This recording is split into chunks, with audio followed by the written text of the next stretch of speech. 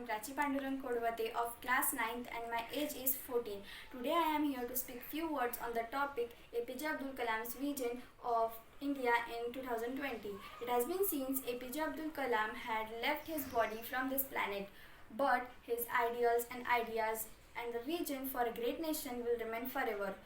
On 27 July 2015, APJ Abdul Kalam breathed his last movement before gathering of students whom he was trying to inspire. Even as I am saying tribute today, I see many people sharing his thoughts and views.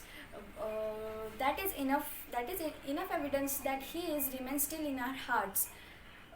The charming personality shows who shows us age is just a number. It didn't matter more, and certainly live long enough till 2020. But he passed his legacy of all for all of us. No other personality of our personality for our from our country has and never will be probably. But of course, Dr. Kalam had no interest in politics. He was never a politician. He did not like power and never wanted to serve another term for a politician due to political torture. Political torture. Political torture he subjected to.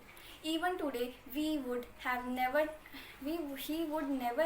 ask for a memorable build for his on his body upon his on his body upon build body upon him. In fact, he would never have been happy for seeing his 7 feet high bronze statue in Rameshwaram. Um, he always he is Rameshwaram. He is Rameshwaram, and the only thing he would have been happy to see youth of the Indians work in unity towards releasing his vision of vision of the nation in 2020. Dr. Kalam always inspired students to dream.